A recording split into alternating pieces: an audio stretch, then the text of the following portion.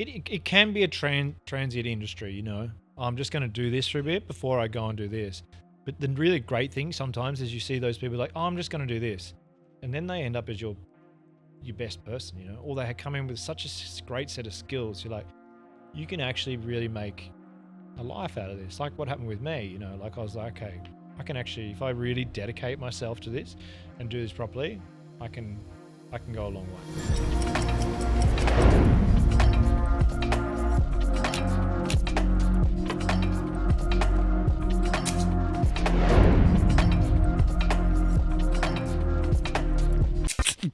Yeah. See this fucking hat. Yeah. Awesome. So I think we should start podcasting now, like actually podcasting. Yeah. Right, okay. Yeah. So what are you going to do? Shoot me some questions? That's usually Or how are it you just going goes. to talk shit? Yeah, just kind of talk shit. I think that's the best way. We don't really go too much of like interview. Yep. More like a conversation. Okay. Yeah. But I mean, we're going to have to start with a If question. that's okay with you, we could interrogate you Go for it. aggressively if you want. I've got nothing to hide. Yeah, What do you so wanna we know? usually just like to start with like, you know, just tell us a little bit about yourself from... Yeah, a bit of your life story, how you Yeah. came up in hospitality. Mm-hmm. Take it away. anything gonna roll you wanna now? Say. Yeah, roll. We rolling? Yeah. Okay, a bit about myself. Shit. I think I've sort of fell into hospitality, you know, like potentially most people sometimes do, because I was never very good at school. Quite a random fact, I used to ride horses competitively. No so way. I grew up on a property. Horsey I guy. left school in year 10 to actually work and produce horses for people. And prior to that, I used to compete around Australia riding horses. So that was my career path coming out of school. Wow. But then I remember So you grew up on a farm, whereabouts? Oh, no. Well, it was at a property out in Rockbank, which is now a residential, which is out towards Melton. that way. Right. It was like 22 acres out there. Yeah, finished school at the end of year 10. I think I bummed around for like a year at home doing horses, and then my dad's like, you need to get a job other than just riding horses for people. One thing I was good at school was like home economics, you know what I mean? So then I just started working at like a random cafe. My parents owned a cafe in Brimbank for a little while. Then I started working in different bars. What kicked hospitality off for me is I started at the Western Hotel in the city. Do you know where that is? On the corner of Collins Street and... I think so.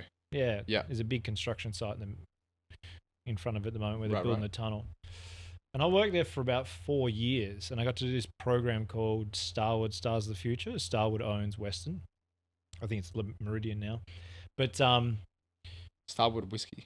Starwood was a hotel chain. Right. They Okay. They owned Western and Sheridan and all these other hotels. Anyway, when I started working there, they put me through this program where I got to go up to Brisbane. I got to work at the Sheridan there. They put me through a whole training course. I came back to the hotel in Melbourne, and I literally worked in every department throughout the hotel. So front of service, chef, everything. Oh, yeah. Kitchen, room service. I had to clean 13 rooms a day. Front of house, room service, every department. And at the end of the program, I got to choose where I'd like to start. But so, not cooking, yeah? Sorry? Not cooking. No, not cooking, no. There was a portion of that. And then from there, I worked my way up to like a the front office manager. And then I decided I wanted to move overseas. Transferred to another hotel overseas. I think I got about 8 months in, and I was like, I absolutely hate Where this. about? I was in the UK. Okay. So I worked for the Sheridan in Belgravia. Absolutely hated that and decided, all right, I'm going to go live in Ibiza for a year. As you do. Hell yeah. Yeah.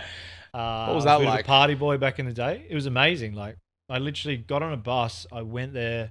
I knew no one. Right. I knew one guy that I'd met there the year before because I'd been there on holiday. And I called him, and I was on a bus one way. He's like, no, don't go there. Come back here and come and live with me and my girlfriend.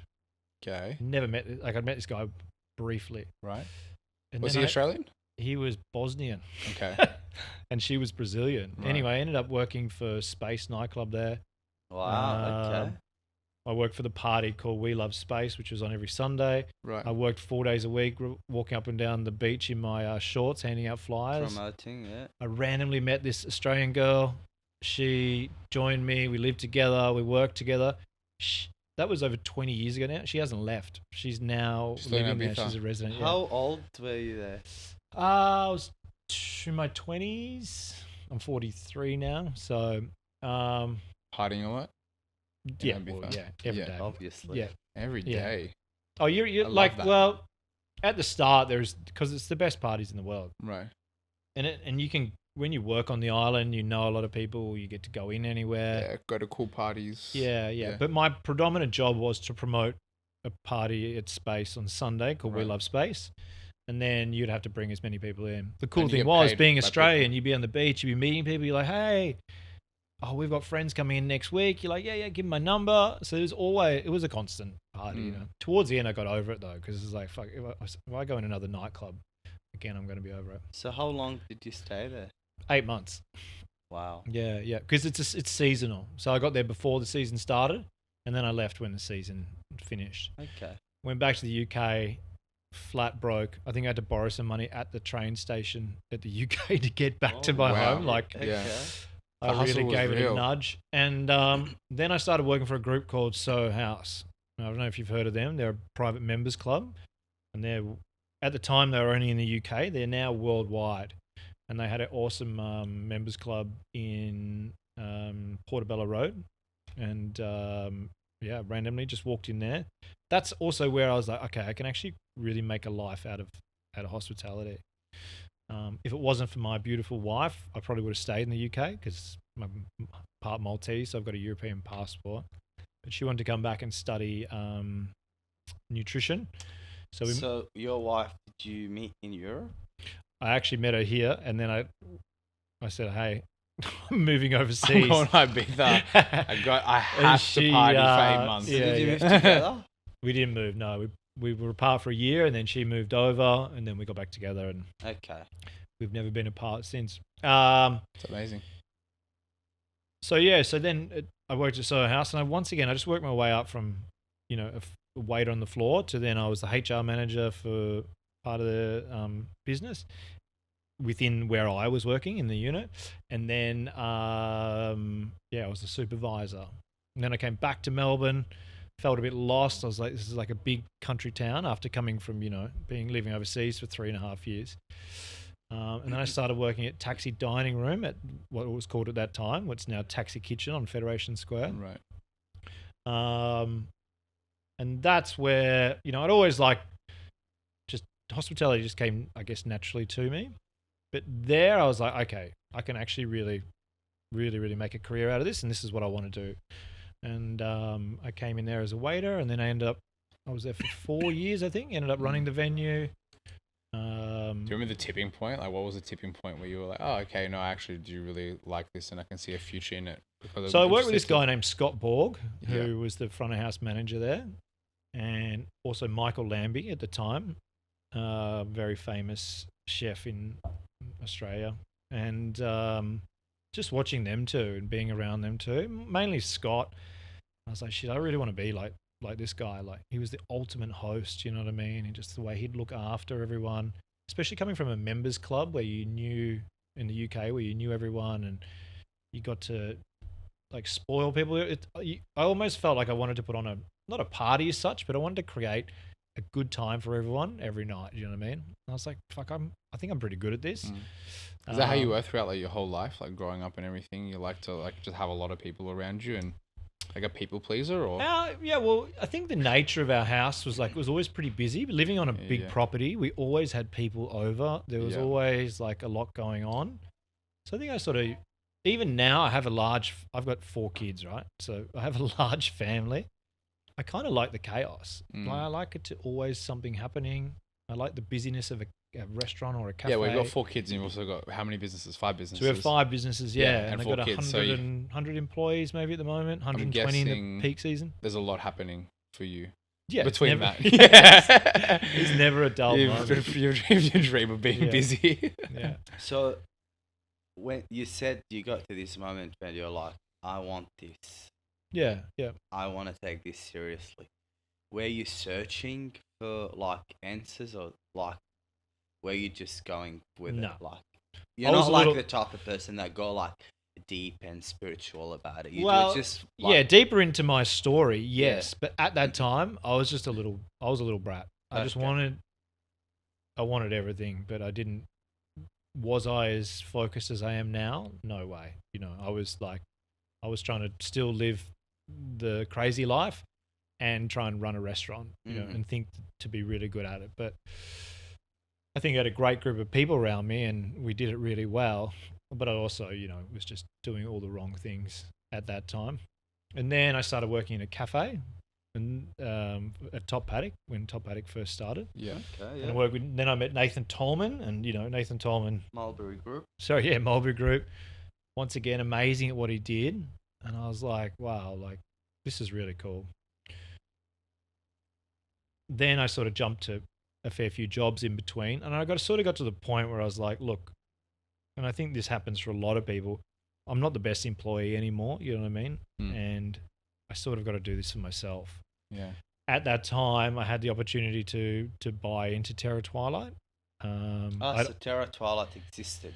Terror Twilight came about. I was working at the Hawthorn Common. That wasn't going very well. The guy was unfortunately going bust. I knew Dylan, who worked at Wide Open Road. He said these guys are setting up a business called Terror Twilight. Would you like to come in and help run it? At that time too, it was, you know, talking about lifestyle. It was very healthy, health driven. It was days, which is something I really wanted Daytime, to yeah. stick to. You were health driven, or the place was health driven? The place was. Yeah. I was, you know, I was Yeah. really looking after my body and Yeah. had really decided that that's the way I wanted to. Maturing up. a Yeah, little bit. correct. How old are you yeah. at this point? 33 maybe. Yeah. Right. For some reason, you're talking about this, and I'm already like in my head. I'm like, oh, he's like early 30s now. I could Yeah, just I could feel like he's at Yeah. that Yeah, age. yeah. now. Yeah. Well, I sort of bounced around a lot in between my main job at Taxi to then being the manager of Terror Twilight. Now, Terror Twilight was awesome, but in about a year and a half under the old manager, it was going bust. So I got the opportunity to take it over and sort of run it for myself. Like buy in. Correct. Yeah.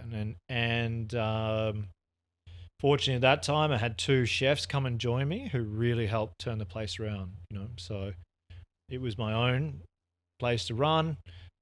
Isaac and Dale came from, I don't know if you guys knew a cafe called Little Big Sugar Salt. It was on Victoria Road. Anyway, that shut down. Those guys came work for me. And that's when Terror Twilight really took off, you know. Okay. And that's before your. that, yeah. Well, this is what sort of started Yolk. Now, Okay. I got into running Terror Twilight on my own, but I had no idea how to run a business. Like, yeah, the front of the business, you'd be like, oh, this guy's amazing. He's doing so well. If you open the door behind, like, Chaos. financially, I had no idea what I was doing. So this is where my business partner, Ben Argentino, came in. I was like, I need to get a business partner. I need to approach someone. And I'd met him in the cafe and I just randomly texted him or called him and said, would you be interested in being my business partner? Why him? Good question. To be honest, I really didn't know anyone else. But I was like, he had Tinker at the time and it was very popular. Oh, yeah. Yeah, really busy, yeah. Okay. And I was like, fuck, I'm just gonna put it out there, like, and see. Just a gut feeling was more than anything. Yeah, I guess. yeah. You never know what could happen from having a conversation regardless. Even if it didn't go ahead, it would have just led you on the journey that would have led to whatever it was anyway. Me and Tara met in the most. We're business partners. Right, We yeah. met in the most random ways. Yeah, and, yeah. Like it literally all happened in like that. Yeah. If It's like the best thing that ever happened to us. talk about it right now, it's like that. Yeah. But at that moment, it's like just a gut feeling. You just go with it. Yeah. And I didn't know Ben from Bar of Soap. What I love about it now is that financially and structurally, Ben knows everything on how, or knows a lot about it, and then knew how to teach me how to run a business Operations. operationally successfully. Do you know what I mean? Because in hospitality at the moment, this is what you see is that businesses you think they're striving, and then you're like 18 months later they're bust. You're like, oh, what happened to that thing? You know what I mean? Yeah. what Ben brought creatively, that's my strength. Or, making things happen and coming up with ideas, that's where I work. The way I work, the way Ben is that he actually helps those ideas become true and facilitate. Like, it makes sense on paper, makes sense financially. So you think you're more of a creative mind in terms of like hospitality and building a business than organized and At that numbers, time, yeah? when we got together, Yeah. that was probably my strength. Like, I was a Okay. front of house guy. If I had an idea, I'd run with it. What Ben added in is, okay, this makes sense financially. You kind of knew what people wanted. Ben helped you Yeah. to get there and make it viable. Make it viable, business-wise. yeah. Cool. That's great. Yeah, and then we hit COVID. So Ben and I were together. Terror Twilight's doing really well.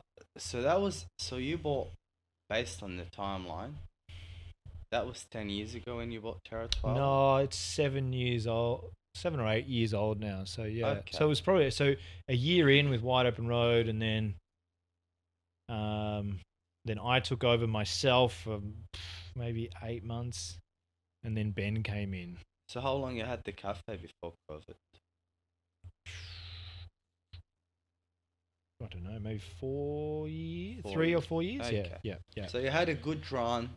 Had a good run. Boom, COVID comes. We're and shut. it can't. They're like, Okay. fuck, here we go. Because I'd never had the opportunity with Terror Twilight. So Terror Twilight was always busy, but it always struggled to make money financially. So the one, as shit as COVID was, I actually liked it because I sat down for months and months and figured out, right, I'm going to start this business again. I'm going to make it. You're going to run it better. Want to run it better. Yeah. And literally, each time they'd allow us to reopen, I treated it like a new opening. Yeah. We came out of COVID and we just went, zoom, we took off. Yeah. We opened coming out of COVID, when we were out of COVID, we opened 2 businesses. We opened HiFi, which is our sandwich shop on Smith Street. And yeah. Convoy. And then we opened Convoy. In Monopon. So yeah, so Convoy's we were a like, banger. I love that cafe. Pardon? Convoy's a banger. I love Oh, that yeah, cafe. it's yeah, amazing I've been space, there. yeah. It's really nice. So we came out of this dire situation that everyone was in, but for us as a group, COVID set us up. Sorry, did you have the group yet, or were you just operating individually? Yeah, so then now what we did is, coming out of COVID, we put, and once we'd opened Convoy, we're like, okay, well, it makes sense now to put all our businesses together. So we had Tinker, HiFi, Terror Twilight, Convoy. Now, what most people don't know, behind HiFi there is a catering kitchen. So Terror Twilight also does catering, which we grew from nothing to its own. Yeah, so you started standalone doing that. business. It was now, pretty yeah. recent, the catering, right? Past couple of years or something? Yeah, it's about 3 or 4 years. Yeah. Okay. That's another thing I used to do. I used to drive around delivering people's food, taking orders on the phone Yeah. during service, like just hustling to do Yeah. as much as I could. Catering's good money. Sorry? Catering's profitable. Yeah. When Yeah. you get there, Mm. it's awesome. Like, we've built it from, we literally used to make the food at Terror Twilight to now we have a kitchen. Now we have 2 delivery drivers out on the road every day. We have a whole central hub where all your orders go online. A So whole business. A whole business, yeah, awesome. yeah. That's From good. something that just started as some people asking us to do a bit of breakfast Yeah. catering for them. So we came out of COVID, we opened Convoy, and then we're like, right, we need to put all these businesses together. And I guess that's where got a Yolk third. was born. That's where you're. Yeah. Now we have a third business partner who's Becky. Beck. Yeah, I actually Um, spoke How to her did recently. Beck get into the picture? So the way it started, and this is why we sort of put up Yolk too, because if you guys had asked me like, oh, who owns such and such, I'd be like, oh, well, okay, well, one of them's Ben and I, and then the other one's Becky and Ben. And so Becky and Ben were business partners at Tinker, With Tinko. and yeah, Ben and yeah. I were business partners at Terror. So we got to the point where it's like, okay, let's just all merge everything together, and make a group. Number one, it's good to have everything under a banner. It's also easier to explain to everyone. Of Yeah. course. But also now where we're at, we've got 100 employees. We have an office above Ophelia. It's a bit of a central hub. We have all our own accounting, social media. So we actually have a company A now. full company. Yeah. It's fantastic. But then all our businesses operate independently of each other. Mm. What do you think is like a difference between operating as a company to like operating as a venue? And I was thinking about this the other day. Having a company is great because you have the ability to have so many more resources. You know what I mean? Like, for instance, you can have your own social media team in-house. You can have your own bookkeeper in-house. You can have all these things at your sort of beck and call to get answers out of. Yeah. The one thing that I don't like about it is sometimes it loses that personal touch. Whereas if you're coming to Terror Twilight and I'm the owner, just an independent owner, you're going to see me every day, Whereas now, as a company, it's sometimes, this is the challenge we have, it loses that feeling of, the owner's here every day, you know what I mean? Yeah, Or, of course. it's not Personal. that personal touch, yeah. Which is something that with our operations team, I'm always saying, like, I want the staff to feel like they own the place and they treat it like their own, because that's what people come for your food and they come for the environment, but they also come for that personal touch, you know what I mean? Helps them to invest in the brand. Yeah. To be connected to it. I always wondered, like, we go to so many different cafes and restaurants and bars, and some of it, man, like the staff quality, the service is brilliant, exceptional, the presentation, and it doesn't have to be necessarily expensive, or, you know what I mean? And some of it is like just messy, people don't care.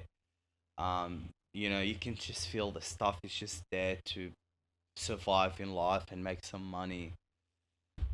What do you think make this happen? Yeah, how do you build the culture? How do you actually attract?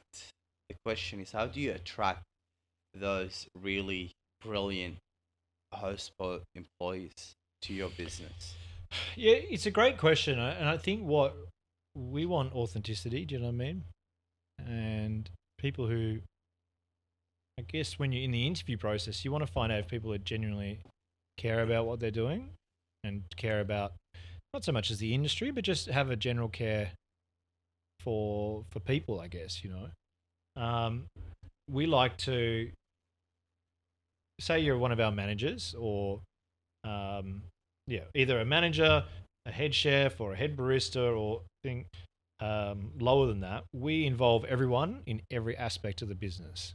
So if you guys come and work for me, I'm going to teach you how to run a successful cafe, and we are very open with all our figures, and we're very open with any information within the business, and we entrust you to build, work within the parameters that we set, and we educate you along the way. We have a culture manager that we work with. We have operations managers who work with our managers day in and day out to make sure they're getting everything that they need. To answer your question, what I think that breeds is that makes people excited to work for us, and you would think that then translates onto the customers. That's true. But then again, you're going to get that person that is just, I'm at uni, I just need some hours, twice a week. Yeah. What I say to those people is, hey, all I need you to do is when you step through the door, I need you to show up. And I need you to show up with a service mindset, and a mindset where you want to do your utmost for the customer. Yeah.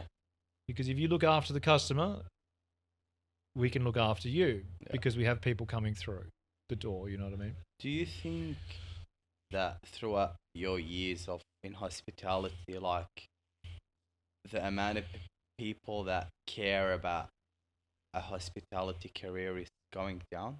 Yeah. So coming out of COVID, it definitely changed. Pre-COVID, people were invested in hospitality. They really wanted to make that their career. But coming out of that, obviously a load of people lost their jobs, and they probably then, what a lot of people did is went and seeked alternate paths. So I think there was about 18 months out of COVID where it was really hard to find anyone of any skill level to help run your business. Now you're starting to see it come back, you know what I mean? And it's getting a bit easier to find really good people that are invested. It's getting easier. But there's definitely when I was working in hospitality, and the mentality that I had is definitely, it's a rarity to see that in the younger generation and Just demographic. that vibrancy, alive feeling, like Yeah, loud, like, you know, just I think relax. that's just the stigma around what hospitality is in Melbourne. It I don't know can about get the a rest of the bad world. rap at the moment, hospitality, which I don't think is true. You know, yeah, there can be some shitty operators out there, you know, but in general, most hospitality owners are really good, you know, and really want to look after their staff and do the utmost for them. It's not even But that. you know, you read about it. It's sometimes in the media is very portrayed as, you know, that people are going to not pay people correctly, or the culture of the business isn't right. So I don't think that does any favors for, you know, your original question of like, is it hard to find people? Because people can come in with a perceived idea of what might be happening within a business. I think also, like, because hospitality and most casual jobs, be it retail or hospitality, they're kind of lumped, I think, in the same boat with what they represent to young people is kind of a job that they do before they get a job that they really want to take seriously. Yeah. And I don't know if that's because, I mean, I guess you could step into a hospitality job and be unskilled and then learn how to do hospitality in its most basic form. Obviously, it takes more to be a really excel at it. But I don't know if it's because maybe I know they're getting paid more and more, but that it's not, that's why they don't see it as a serious career, or the gap between them working in a venue and then owning their own business seems too far or too difficult or something like that. I'm not sure. Yeah, you're right. Like, you know, people, it can be a transient industry, you know. I'm just going to do this for a bit before I go and do this. But the really great thing sometimes is you see those people like, oh, I'm just going to do this. And then they end up as your best person, you know, or they come in with such a great set of skills. You're like, you can actually really make a life out of this. Like what happened with me, you know, like I was like, okay, I can actually, if I really dedicate myself to this and do this properly, I can go a long way in it. Okay, real raw question now. Could you do that without owning a hospitality business? In any other business? No. I'm talking, could you still work in hospitality, but not for yourself, just as an employee, and get to a life that you actually are happy with financially? Yeah, okay. Well, if I had to like sell up all my businesses now and go and work for someone as a hospitality person, or you mean as like younger? I'm not talking about you. I'm talking about just someone that's starting in hospitality and want to think long term. The question is, I don't know if I'm making it clear enough. The question is like, do you think that person can make a life out of hospitality just working for someone? Yeah, well, I'll give you a perfect example. I've just had two guys that have worked for me for one for 5 years, the other one for 7 years. Started as a sous chef at Terror Twilight, ended up as our executive chef, so running five kitchens, pretty much ran our business for us. Just moved, I was in the process of moving to the country to own his own pub and run his own pub. So absolutely, you know. So you can. Absolutely, yeah. And there's Dale, right, and Jackson, they came from, one was a barista and one was a sous chef. And they literally worked their ass off. They learnt all the skills they came along the journey with us and watched us grow businesses, and then learnt how to, you know, run our businesses to now successfully going to do their own up in the country. So if you're ambitious enough and you're willing to take the risk, because it is a risk, absolutely, you can do it. And I think more people need to know that. Do you know what I mean? And that's what we love doing, is teaching people how to run successful hospitality businesses. I like that. Because that's what you want. You've all worked for that person who just gives you a little bit of information. And I think that's where you get unenthused, because you're just coming in, you're just doing your job. You're like, well, what am I doing here? I'm not getting any feedback. I'm not getting any education on how to progress within this career. Now, like I said before, if you're just a uni student and you just want 25 hours a week or whatever it may be, sweet, I can facilitate that, no problem, because we need you as much as you need us. You know what I mean? Yeah. But if you want to commit to full-time work and you want to grow within our business, the opportunities are endless. Like, There know, are opportunities. yeah, there's always opportunities. You never know what's going to happen, and just, you know, and stick Yeah. with it. Yeah, I think that's why you have a good work culture. I was thinking that before when you were talking, because you're so transparent with your staff, telling them the numbers and everything. And I've worked in hospitality for many years before as well. And when your bosses are just never there, or there's no one telling you, it just becomes very monotonous, and you don't feel enthused about the brand, 'cause you don't feel connected to it. You feel like, and I think this is the culture that we're trying to build for our business as well. We want everyone to feel like they're working with us to build something, rather than working for us to do a job that we tell Correct. them. Yeah. So that's the way. It's not a good, like even creatively, like, yeah, we can come up with great ideas, but you guys might be sitting on a diamond or a gem. Now, if I don't give you the opportunity to give me that information, you know what I mean, or show me what you can do, we wouldn't be getting anywhere. Do you know what I mean? Like, I'm never going to get that idea, and it might be 10 times better than the one I have. You know what I mean? So Yeah. that's the other thing I love trying to foster, is that creativity part. Like, no, I always say no idea is a bad idea. Obviously, we're not going to paint the roof pink because that doesn't fit within what we're doing. But if it fits within our concept and what please put it forward, you know. I had a barista pull me up the other day. He's like, I've got an idea for these 3 drinks. I want to do this. I'm like, mate, awesome. Pop it up. Call me when it's ready, and we'll come and taste it, and we'll talk about it, you know. Not like, nah, sorry, mate, we can't do that. Like, no, I hate shutting people down. And I hate the no, you know, I hate being told no as well. Yeah. Like, it's like, you can do whatever. I don't know. I think it's Jeff Bezos that once said, like, if anyone to his leaders, if anyone come up with idea, you never say no to it, even though you don't like it. You just listen to what you. Do you know what I mean? Never just say no to it, like straight no, because you're wrong most of the time. But I feel like what I've learned, especially last year, we've hired a few people, and the speed that those people are progressing is like so much faster than I've always thought what someone that can work for you can do. Do you know what I mean? Yeah. Like, it's crazy how if you just give people a chance to shine, they go for it. Yeah. And you could give that chance to some people as well, and they don't take it to do anything. But those who do are the real ones.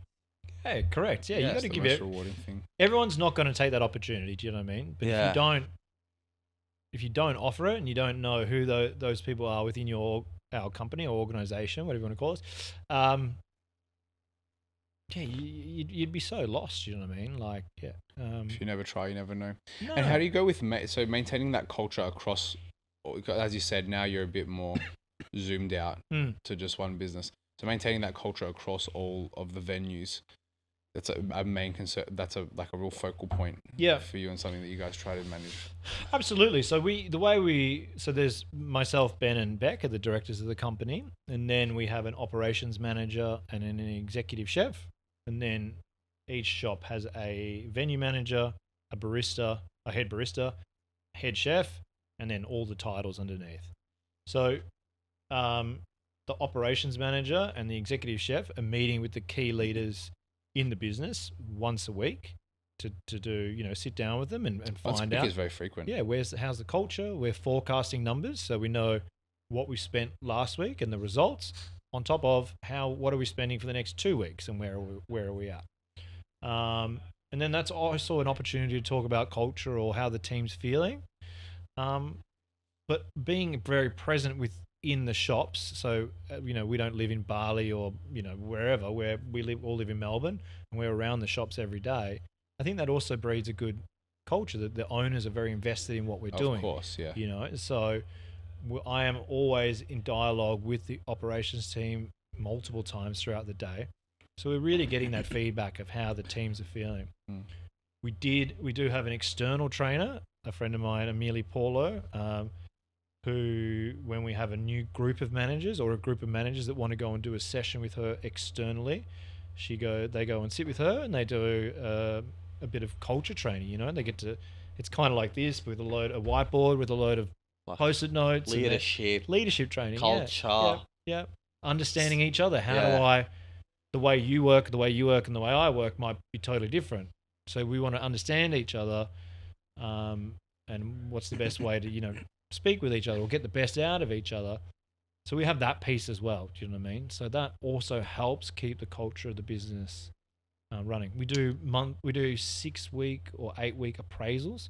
So if you're in a higher position, we do a 360 feedback appraisal. So there's a list of questions. We'll give you a rating. You give us a rating, and it's an open-ended conversation. How are you feeling at this point? This is where we think you need improvement. What do we need to help you with, or do you agree or disagree? That's great. It's very, very, very vested. You got a lot of processes in place. Yeah. Now that's come from fucking it up. Sorry, can I swear? Yeah, of course. That's come from totally fucking it up before. You know what I mean? And being an absolute narc and doing things the wrong way. Yeah. Question though, I think that's really I want to learn myself about as well. Like, obviously you guys are the owners, like, the leaders in the business, the three of you. Do you guys work with someone that also kind of mentor you or guide you or advise you? Do you know what I mean? Because I feel like personally a lot of the time, like, yes, we can give advice, but a lot of the time, like, I want advice, I want reflection. How do you guys go about that? So look, as a group, as owners, we don't. On a personal level, there was a point maybe 18 months ago where I was like, okay, I really need someone to help me as a number one, as a father, but number two, as a leader, and to help guide me, because I was like, I have a big opportunity here, and if I do the wrong thing, I can really fuck it up. So I worked with a life coach as such for probably a good year, to really help guide me through those moments of leading a bunch of people. Do you know what I mean? Not only that, learning how to work better with my business partners, learning how to be present at home as a father, because it's a lot at work. I don't want to walk in the door and I have a habit of still being on. So learning how to switch off. So a life coach is not a business coach. Well, my business is my life. You know what I mean? And so you go through, like, business wise, like, I'll sit with Ben and Becky and we have a good grasp of what's happening in our business, and we can, as a group, really discuss the right decisions to make. We don't always make they're not always right. We can make the wrong ones. Well, but as a group, we're pretty good at hashing that out. But definitely on a personal level, because I wanted to be a better leader, and be able to speak clearer and communicate better, I engaged someone externally. Was it worth it? Yeah, tell us about that 100%, journey. yeah. What were kind Best of the thing I've ever things done. that you were going to them with, and how did they help you through it? You don't have to divulge anything you don't want to. Well, one was articulating, like, myself, because what happens too, this is back actually to answer your question, what's the difference between a group and working in the shop? If we're in the shop together and I'm working with you every day, I literally tell you to your face what I need you to do. And because we're working together, you understand, okay, that's what he means. You can hear it, you can feel it, and you can see it. When you work top down, I've got to convey that message to someone else. They've got to then convey that to the team down. So the better that I could articulate myself and communicate that clear message of how I wanted things to be done, or how we wanted things to be done, that's where we started to see lots of improvements. And also not having any self-doubt and backing myself in, because sometimes you get to a position, you're like, this is what I really wanted, but then it's quite daunting because you're like, fuck, did I really want this? It's like, this is a lot to manage now. Yeah. So feeling comfortable with that and sitting with those feelings and sitting with that, insecurity, I guess, sometimes of whether you can do it or not. Fear. Yeah, fear. Yeah. Also, I would lose my temper very quickly. Yeah. You know, Okay. I could get very heated on things. So I had to learn how to really step back and just watch what would be happening and make a better judgment call on that. I also learned that about creativity, you can't always be creative. It just doesn't happen. Yeah. Yeah. So there's this creative wheel. There's a pattern that it comes in. It'll come into you in waves. You'll get in that zone, and then you'll get out of it. So I had to learn how to give myself space and almost detach from the businesses to just be able to think clearer and look at things from a different angle that I wouldn't see if I'm in the business all the time and I'm always busy. You know.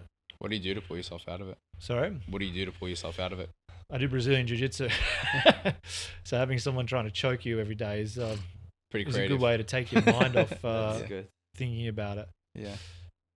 I need, in all seriousness, what I needed to do is not be in the shops as much, you know, and just really detach and sit and think about the ideas and then be able to run those by people and let it come to fruition, you know. And then that's when you engage all the people that work with you to help facilitate that idea and make it come to life. I mean, you hear all about it in books and business coaches, and everyone tells you about like when you operating a business, any business, you know, you're just too stuck doing the work, getting overwhelmed with like so many different things to a level where you just become a bit of on autopilot and stuck actually. Do you know what I mean? Like no reflection, no, you know, no strategy. You're just doing the thing. Like you won't grow. You don't. need, Yeah. You're spinning your wheels. You need to stop. You know, you don't even have to do anything. You need to stop. Just stop and see what comes to your mind and write down ideas. And do you know what I mean? Come up with ideas, and you don't have to use them, but it's amazing. I love to do it myself, but I don't do it often. But it's so powerful when you do it. Like, Yeah. you know what I mean? Absolutely. Yeah. You've almost got to get out of your own way. Yeah. You know, and that's another thing that I had to learn, to get out of my own way. And a lot of the life coach stuff, you'd come back with, you know, you're your own worst enemy. Yeah. these frustrations that you have with business is sometimes not the business, it's yourself. Yeah, that's true. And that's where that self-reflection part comes in. Yeah. You're like, wow, okay. I think also learning how to collaborate with your team effectively is so important, because you're hiring these people and then you obviously have the way that you want to do things. But if you give them the space to shine, like what we were speaking about before, then it will just unblock so many things in your path, that because they can do things that you want to get done, and they could do them potentially better than you ever could have done. But because you're so obsessed with, you know, I know the best, I'm the business owner, whatever, then you never allow yourself the space to understand that or learn it. Yeah. And that is just makes such a difference in trying to grow and scale and all those kinds of things. Correct. And when you get bigger, it's like, well, who are we hiring and what are we hiring that person for? Okay, we need to add another set of skills that we lack. So that's what we're bringing that person in for. Now, if we're going to bring that person in, don't shut them down because you think you have better ideas. Like, you're bringing them in to help fill a hole in your business that you've too busy to fill. Yeah, too busy to fill. That's the other thing too. I think that I always worked backwards. Like when I was at Terror Twilight, I was 36 and I'm cleaning dunnies every day, and I'm like working from open to close, and my wife's like, you know, I need you to come home, and I'm like, fuck, I can't do this all the time. So I was like, okay, I don't want to work weekends. It was one of my goals. I was like, okay, how do I need to do that? Okay, my business needs to produce X amount of revenue to be able to afford me not to be there in the weekend. And then I'm like, okay, I don't want to work every day in the business. I want to work on the business. What does that look like, that goal?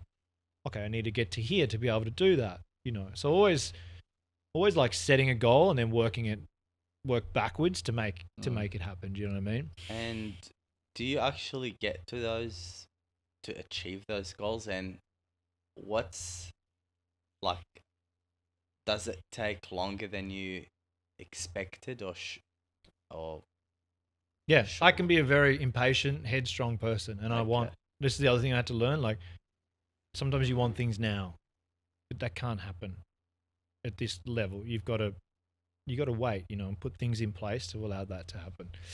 But yeah, I'd like to think so. Like, it's worked so far, and we're getting where we are, and What's the goal you have right now?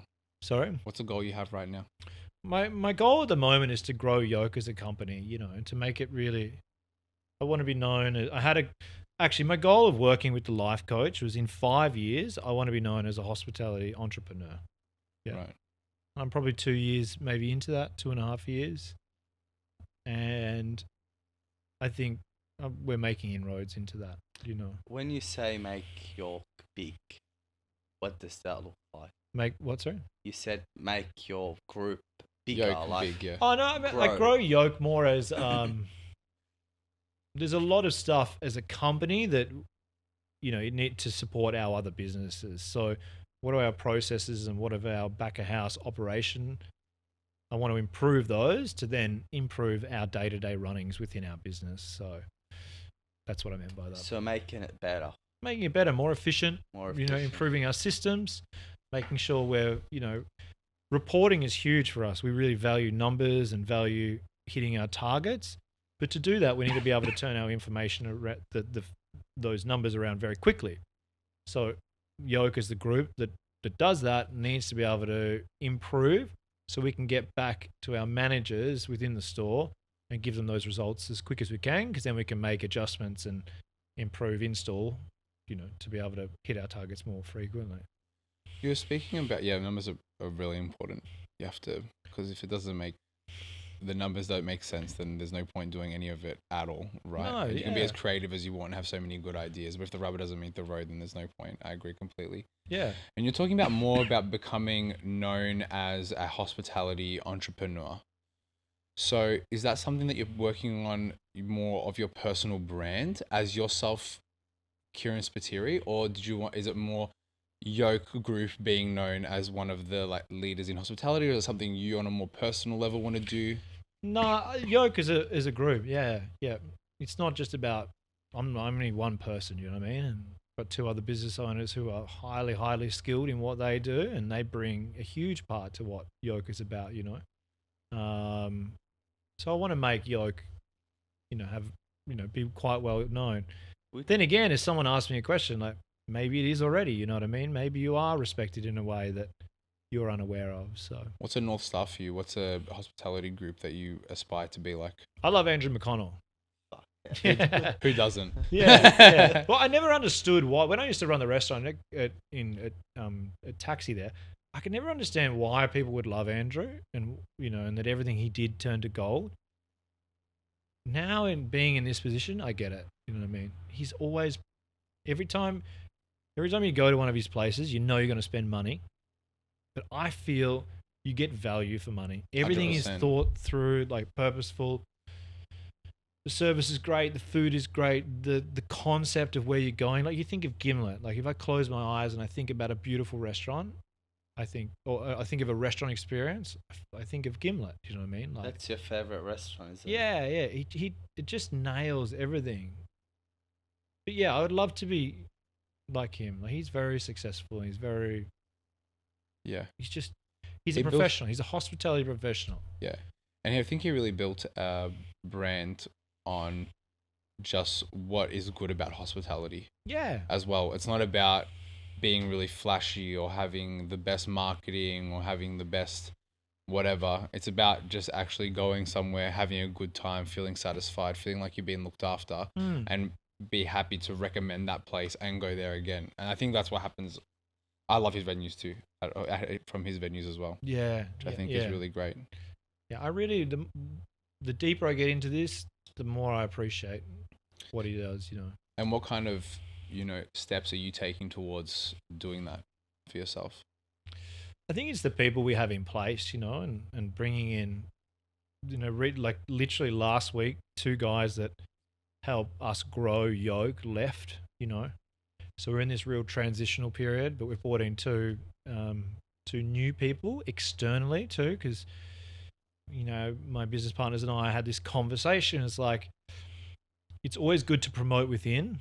I think also where we're at the moment is we want I wanted feedback from the outside and some fresh ideas and a fresh outlook on how we're doing things, you know. So a new set of, bit of a new approach to help us kick it up a level and take it, you know, to another step. So, and same with our executive chef. He was working with us and turned out, you know, really did some great work with our catering business, where he's now looking after all our kitchens. So I think in the next, you know, 6 months, you're going to see some real awesome improvements within our. Do you guys have any venues planned or? Well, no, we just opened Ophelia. The next thing we're doing is we're going to be opening nights there. So in the next probably 6 weeks, we're going to be doing 4 nights there, which is something very new for us because we've always been daytime operators. So is Ophelia the first venue that you, Beck, and Ben kind of start together? No, Convoy. Convoy was their first together, yeah. Okay. And how do you guys go about like a concept? How does it come? How do you decide the location? How do you start the theme? That's creativity, that's strategy. How do you guys come up with all these things? So for instance, Ophelia, we always loved that business. You know, we had an eye on it for about 3 years, and for us, you probably know, I don't want to give out too many, but all our shops are on corners. We love a corner building, you know. Except for Tinker. Sorry, except for Tinker, yeah, and HiFi. There you go. But there's something about a nice corner space. Conceptually, I don't like to do the same thing all the time. If you notice, all our businesses are a bit different. Like Terror Twilight is nothing close to Convoy. Ophelia is very different to what we've ever done before. HiFi, yeah, it's a sandwich bar. Our catering is vastly different to any other caterers out there. So I always want to try and do something very different and new. And then the feel, like I think Convoy set us up on a design wise that we're sort of now known for building beautiful cafes or spaces, you would say. And Ophelia is better than we'd imagined it to be. And then food concept wise, that's where Dale, our executive chef, and I would spend a lot of time together, just snowballing ideas, you know. Design wise, Ben is really, he built Convoy and Ophelia, so he plays a huge part in that. Built, actually put it together. Literally, He's a builder. yeah, and a bit of the design too. Yeah. But once again, the 3 directors and owners, we get together and we just start snowballing ideas and it sort of builds from there, you know. Where do you look for inspiration? Do you look at do you know what I mean? Do you look internally? Do you look at your heritage maybe? Or do you look at, like, where do you draw your references for inspiration from the most, do you think? Or for food or? Just for everything, for the concept, for the hospitality. Food. Yeah, hospitality.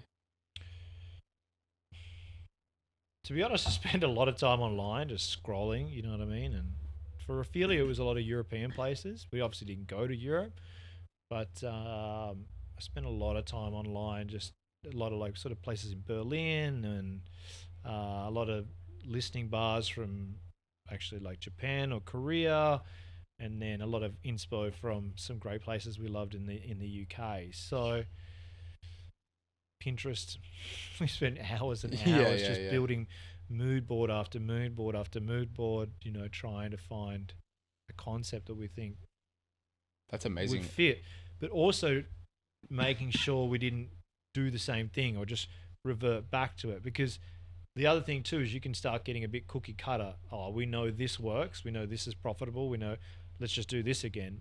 I just think that's boring, you know. Like, I don't want to do that. It's freaking... So we actually talked about this question before. All your venues are also in many different locations. How do you go about, you know, there's many different demographics that your shops are located in. How do you go about, you know, I don't know, tailoring your offering to all the different demographics? And you know what I mean? Yeah, like, that's a great question. Like when we opened Convoy, we had this idea based around a lot of what we were doing in Collingwood. We're like, we're going to, you know, Moonee Ponds doesn't have this. We're going to bring all these ideas. We started.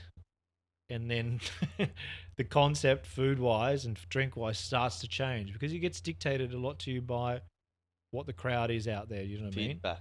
The feedback, yeah. So that really starts to help navigate and change your offering, and I sort of find you almost land in the middle. They're happy to give you a bit of leeway on the creativity side, but they also sort of want some things that are a bit more safe. Do you know what I mean? We don't bend to it, you know. It's like this is what we're doing, like, but you're also got to be a bit business smart and be like, okay, well, this is what this crowd or this demographic is after, you know. So same with Ophelia, same thing happened. Terror Twilight was the same. Like, it took a long time to figure out what that crowd wanted in that concept. How does it feel sometimes, you know, when you are putting something out there and maybe it's not so well received, you know, and how do you navigate that and not let it, you know what I mean, affect you too much? So that used to burn me, like, Yeah. keep me awake at night, like, really, like, I couldn't get why people sometimes wouldn't like what you're putting out there. Hospitality, you're really exposed, you know what I mean? In what other business do you come in? Would I come into your business, whatever, sit down and then walk out and write a review about your business being shit? Yeah. No, that doesn't really happen in Often. many places, No. you know. So it is really hard where we could be thinking of an idea for 6 months and you execute that idea for them people to hate it. That's something to learn to really get comfortable with. But I think over time you sort of learn to navigate it, you know. What we've done for feedback wise is like Google reviews. I used to hate they still drive me crazy. They drive all our clients crazy Yeah. too. You're not alone. But what we did, I was like, okay, I want an unbiased opinion of someone to come into my business and give me a score on a set of standards that we set, that we value within our shops. So we called it a mystery diner program. So what we started doing, if our shops, for instance, get 5 1-star reviews, we're like, okay, right, something's happening in here, maybe, because we don't know, because Google, you have no idea. Let's do our own independent mystery, and let's just check if the staff are meeting all the criterias, the food, the drink, the atmosphere is everywhere where we want it to be. So we rolled that out across all the shops. I don't know about it. You know, I want it to be anonymous. None of the directors know. It's run by one person within our business, but it gives us honest feedback of where our shops are at, you know. So that also helps. I like that a lot. That's fantastic. Yeah, because then you what a can good say, initiative. okay, well, yeah, those Google reviews are right, or maybe they're not. Do you know what I mean? Yeah, we really value that feedback because feedback's feedback. But you can't rely on it. But you can't rely on it. I can't judge my business off Google reviews. Yeah, But what I can do is get an external feedback to tell me where we're at. Do you know what I mean? Now, what that does too is that allows the operations manager and the venue manager to understand what they're concentrating on. So it's not only giving us feedback from a reviews perspective, but also from a business perspective, and helps guide those managers on where they need to concentrate their focus within the shop. When do you think you can you start to kind of like go like, okay, this is probably not working, not enough revenue, maybe the concept is a little bit wrong? Do you know what I mean? Because like you start something, you have a concept, you need to give it time. You can't just like, you know, give it 3 months and then just give up on it. You have to be persistent, believe in it, blah, blah, blah. When do you go like, okay, this is enough, it's not desirable, something's going wrong, we need to shift? Because that shift is hard mentally to accept that, okay, I'm probably failing in this. I need, you know, people I think struggle to accept failure. Yeah. How do you guys go about that? Well, we know that day to day with the way we run our businesses financially, you know. So we're always, if we had to close our shops tomorrow, we would know exactly. We would pay all our employees. We'd pay all our suppliers. We would know exactly where we're at, you know, because we run it week to week. So I think, you know, for instance, if you're losing money week on week on week, and you're shops aren't growing in revenue or your revenue is not consistent, you should be making micro adjustments on the spot to help bring people in. I think social media too obviously plays a huge part in it for hospitality businesses. It's sometimes your only form of marketing. But yeah, it can hurt the ego, but your ego can also send you broke. Yeah. So you just got to, I think the hard thing is you set a concept, right? And customers will know you for that. If you jump at shadows and just change because you think it's not working, that's when it sometimes gets worse, because people they get confused. You don't want to confuse your clientele. So apart from shutting down, redoing your whole venue and opening again as something else, I think you should know if you know where you're at week on, week out, or month on month, you should be making those small adjustments to be able to. It's more about a small adjustment than a 360-degree shift. Correct. So look, sometimes it's inevitable, isn't it? Like, okay, this business, no one likes it. You're gonna have to shut down. You're either gonna have to sell. You're either lost, yeah, or you get the opportunity to go again as in a different concept. But a way to combat that is understanding financially where you're at week on week. So. But yeah, it can, like, Terror Twilight took years. Like, it took so long for people to really grasp what we were doing. But then in Moonee Ponds, from day dot is just like boom, so many people. Do you think some of it, because I think we're feeling a little bit with the agency now, do you think that a little bit of it has something to do with I think a lot of buyers' mindset has to do with trust? Yeah. Because if you're Terror Twilight, okay, maybe the first year, oh yeah, I've been to that place, it's all right, there's many other cafes in the area. Second year, third year, you're getting into like it's like that place has been around for ages. Now it's becoming a bit of an institution. Do you know what I mean? Yeah. And you're always seeing people in there, so people start to trust it a little bit more. I feel like with the agency, because we're in like our fourth year now, people are now starting to understand that we've been around for quite a long time. Yeah. And that, we're working with some decent people and they're trusting you more. Yeah. Do you know what I mean? Consistency, And all then- those kind of things. And then maybe when you open Convoy, it's like people are thinking, oh, well, they've got Tink as part of your group. Yep. That's got great cred.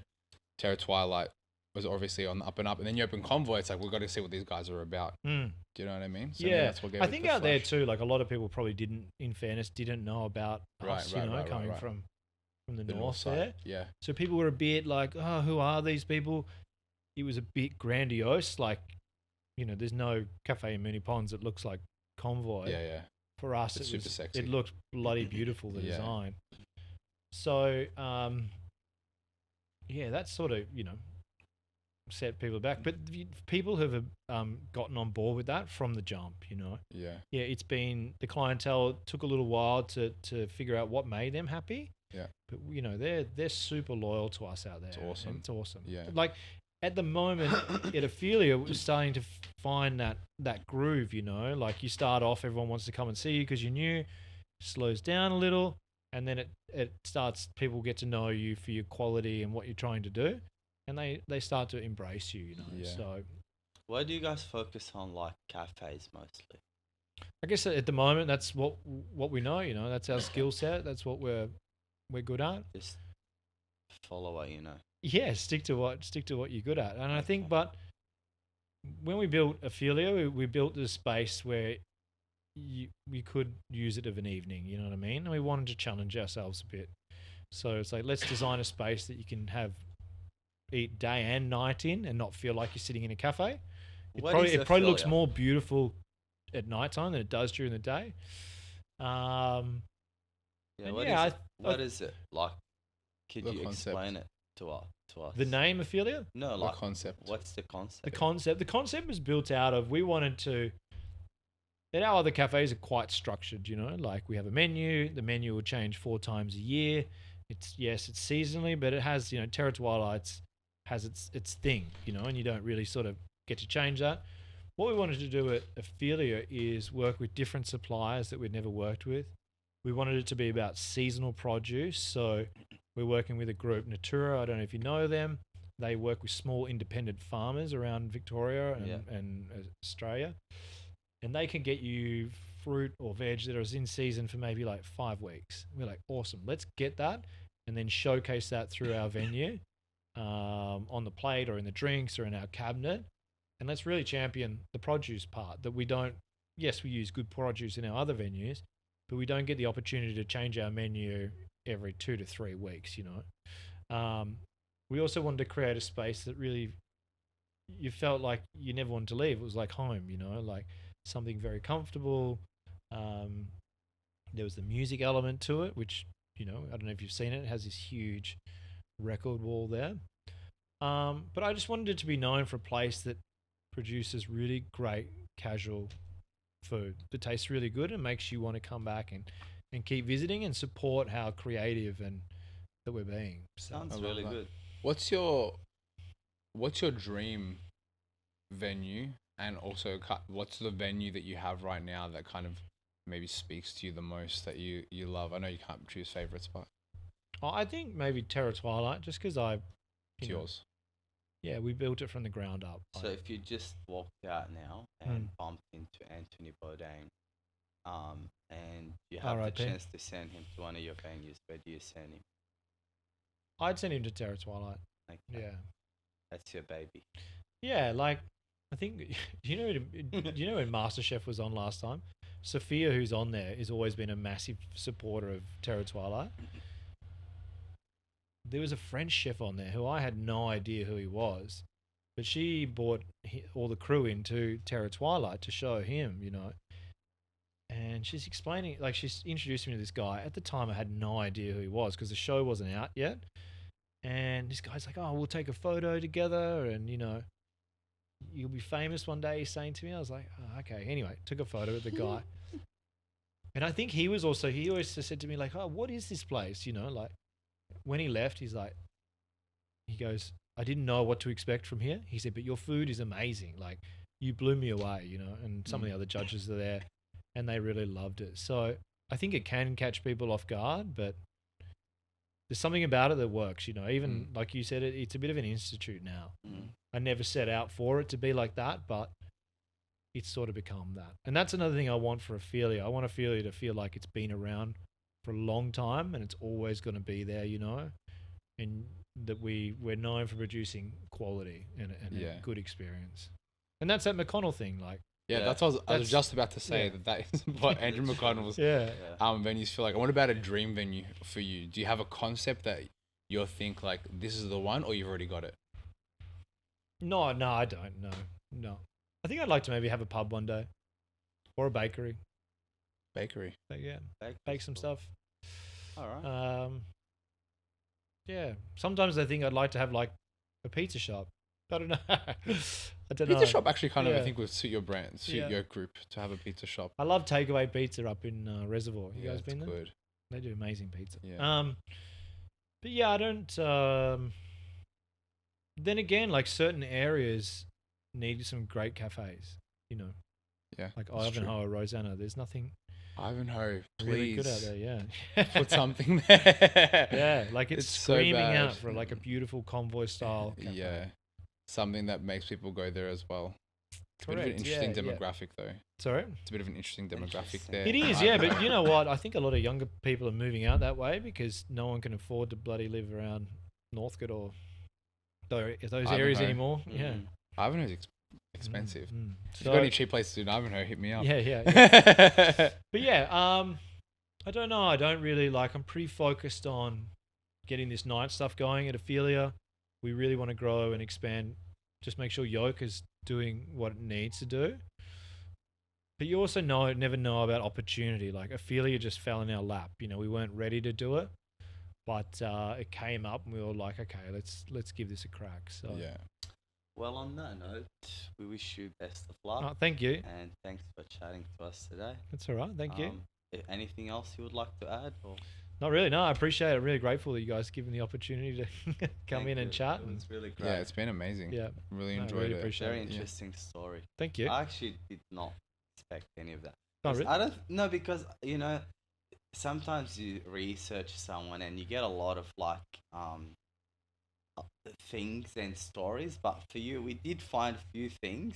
But like, you know, when you drop like the abuser story and stuff, I found that really interesting. Yeah, not many people know about that. I Yeah. like it a lot. And I used to be like afraid to say it, like I did, but that was just a part of my life where, That's what it is. you know, It's I was amazing. really like, I went to the UK thinking that I'd do this thing, and I got there and I was like, I was depressed. Yeah. I had insomnia. I was having the worst time. My wife at the time, I'd left, well, my girlfriend, that I just up and left, you know, and I got there and I was missing her, and I was like, Crazy. I just want to go somewhere and be free you And know, happy. and just do whatever I wanted to do. And funnily enough, I landed there, you know, and met this awesome person who's still there, you know, writes a magazine. Have you been there? I've been back, yeah. I went back once, yeah. Okay. And Christy, my friend, was still there, and it was amazing. All Cool. the people I used to work with, they all still live there, and yeah, it was a really cool time. I'd love to go back. I don't know if I ever will now, but So space is closed now, or yeah, it's shut down. Yeah, it's shut called. down. I don't know what club he called it, but yeah, they bulldozed it. It's not the same. When I was there, it was changing a bit. I was there in 2006 when Italy won the World Cup, and they were sort of clamping down on starting to clamp down on a lot of things when I was there. But over the years, it had gotten sort of worse, you know. It's so commercial now. It's very I don't think I commercial, and it would wasn't like enjoy that. it. Like someone like me could just get on a bus and go there and live and survive. Whereas Nothing is the now, same, I don't know if you're going to be able to do that. Nothing is the same anymore. No. Everything has changed. Yeah, and the people that own all the clubs there are big. Like they're owned by a lot of the Saudis and all. So it's really changed. It's different, yeah. Yeah, yeah. All right. But guys, thank you. Thanks, Kieran. Appreciate it. Appreciate it.